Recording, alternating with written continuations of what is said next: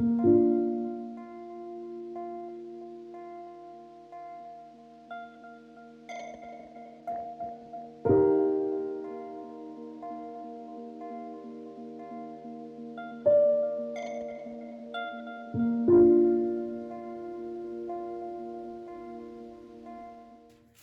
guys, this is Mandy with Kincaid Special Creations. What I'm going to try to do today is Mod Podge. Just a pattern I printed off the internet. I got several patterns that I chose from, but I think I'm going to like this pattern. I got just a scrap block of wood, which I did sand. And I'm just putting the pattern on there to see kind of what it's going to look like. It's going to be actually mirrored because I'm going to turn it over and Mod Podge it down. So I just cut a little extra, and after it's Mod Podged, of course, I can just sand those edges off, but I kind of cut it down to get about the shape that I want. So then you take Mod Podge. It's a really good layer on there.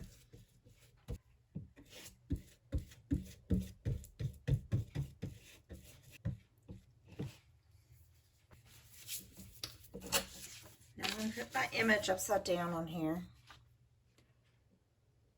Trying to get it where I want it, but it ain't got to be perfect. I mean, it'll be fine. Really shove that picture down in that Mod Podge because we're wanting the image, the ink.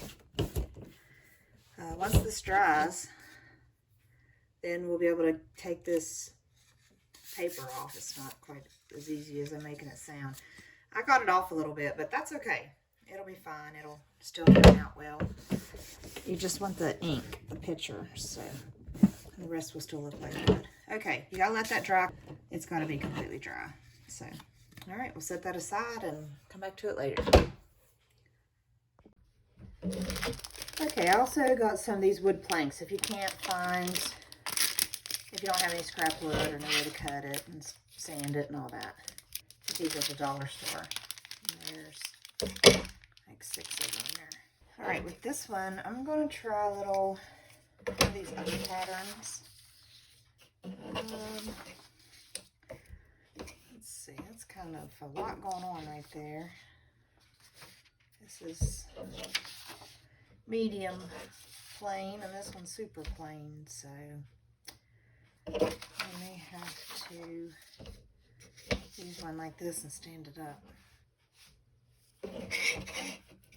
Just put your Mod Podge on there.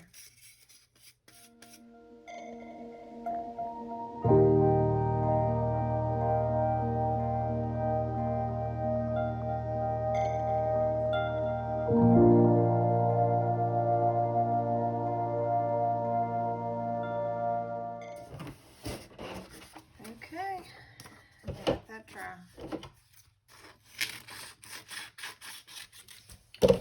Projects I recorded earlier was I just chose a pattern on the back of this piece of paper, mushrooms, remember that? Mod Podged it, and I stuck it on there. Now it's completely dry. We're going to take that paper off and show you how to do that.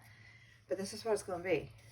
That ink transferred to the wood, and you're able to take the paper off the back, leaving the ink onto the wood, and it's quite simple.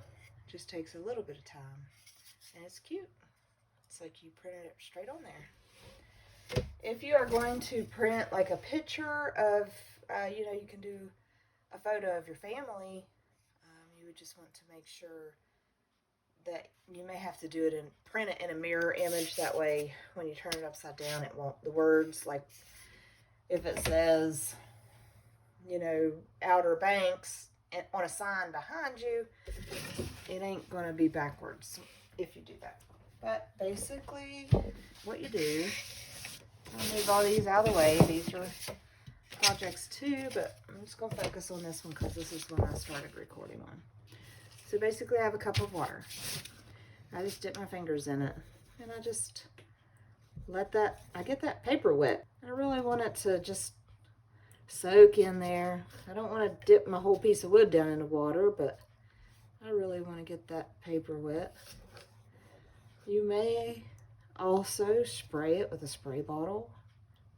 And you can tell when it's wet. Just leave it sitting for a few minutes. Then basically what I do is you rub harder, and you can see the paper is coming off, but the ink stays behind. So it takes a little bit of practice. It's pretty simple, but knowing when to quit rubbing is, you really gotta try it out. I usually keep dipping my fingers in the water just to keep the excess paper off my fingers and stuff. If you rub too hard, you can rub the ink off. If you don't rub hard enough, you can leave a little layer of paper on there, which gives it like a whitish color to it once it dries completely. If that happens, you can just wet it again and try to take a little bit more off. Or you can try to use sandpaper, but anything you do that's really abrasive will possibly take off the ink. Alright, so I'm just going to keep working with it and playing with it, and I'll show you what it looks like at the end.